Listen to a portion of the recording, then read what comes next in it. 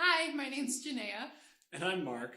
We've been married for just about 4 years, been together for 5. And if you're thinking, that's not a long period of time, Mark, it's because, in the words of a wise philosopher, if you like it, put a ring on. Which he did. Which I did. I did. You Before did. she knew better and ran. So now foolish. she locked her down. Yeah. But what we're actually here to talk about today is communication and the importance of communication. And we've found it to be so important in our marriage and in just relationships in general. Yeah. So whether that's dating, friendships, or with your coworkers, boss, anything like that, today's what we're going to say is relevant to you. Yeah. Communication is something that you kind of vaguely learn at home and not really in school unless you're taking communications class in university.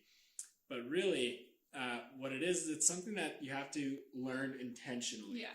If you don't, you're setting yourself up for failure. There's this big CEO, and at the start of every one of his business meetings, what he does is he writes on the board, communication, and then he says, there's our breakdown. And I feel like it's the same in every form of relationship, that there is just a breakdown in communication, and it's something that has to be practiced over and over and over again. It takes a lot of work. Yeah, for sure.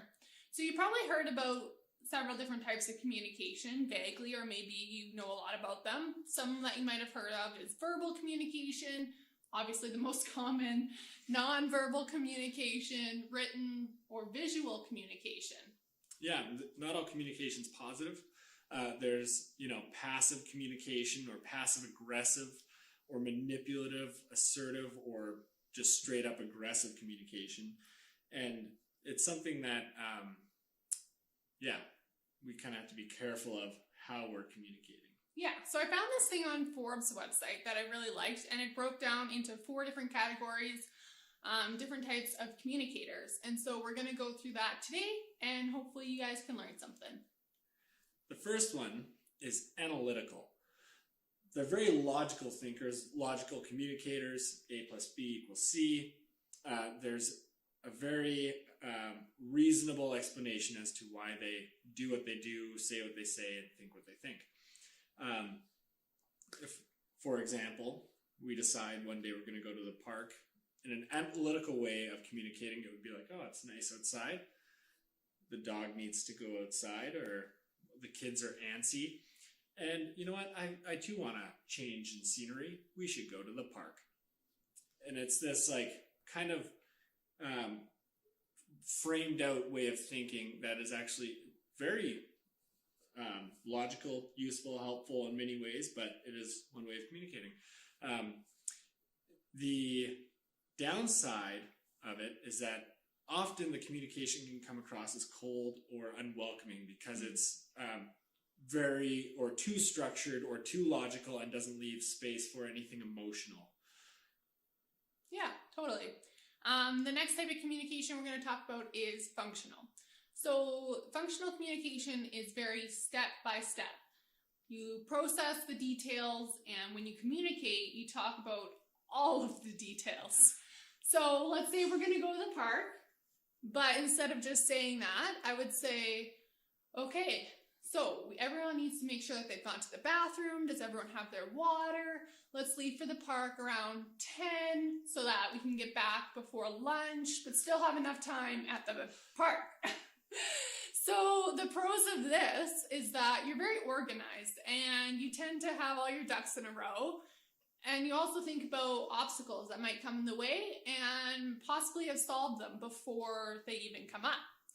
And the downside of a functional communicator is that people might just glaze over and lose what you're saying because you take so long to say it.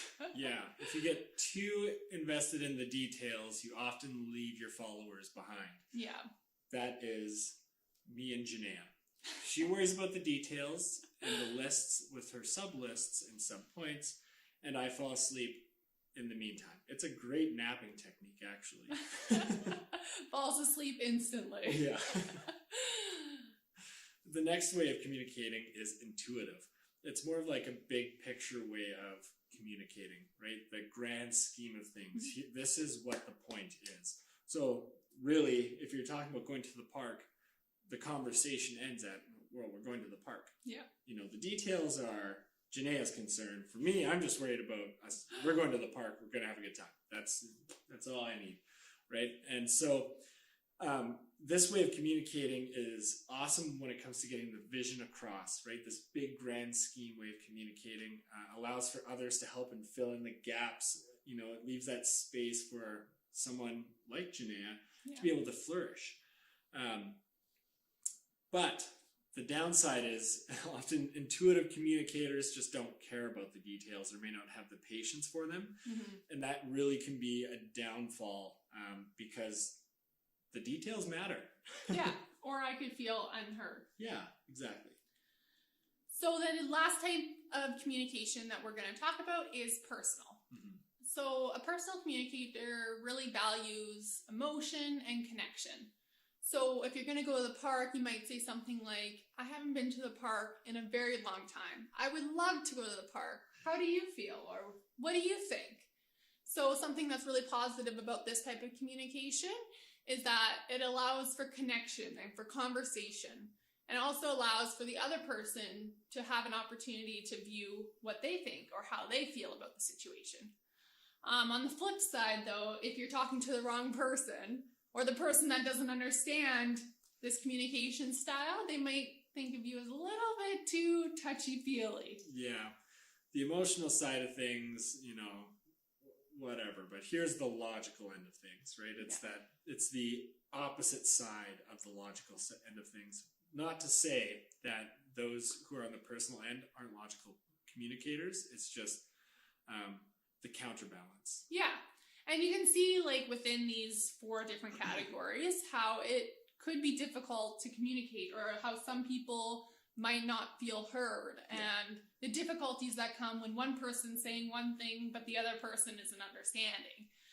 And so that's kind of what we wanted to, you know, talk about today and get that conversation started between you and your significant other, or whatever relationship this applies to in your situation. Yeah. You know, what is your communication style? Do you have multiple communication styles? Honestly, even today, I've realized that I had a communication style that only applies to me when I'm really passionate about something. All of a sudden, I'm worried about all of the details. The details matter. Yeah. But other than that, I could care less, right? And so the importance is learning what your partner's communication style is so that they feel heard. Yeah.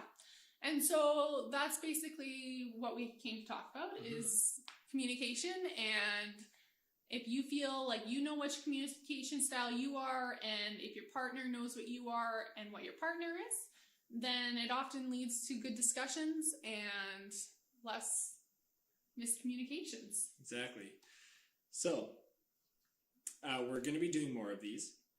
And the goal is hopefully to be able to break down a few more communication styles, to go through things like gender roles, how Janeya and I have worked through that and how it's changed in our relationship. Definitely different than we ever expected. Yeah. And, you know, different things like how to communicate in the middle of an argument or a dispute.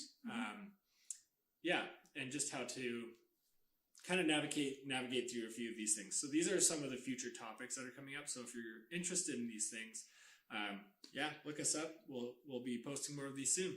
Stay tuned. Stay tuned.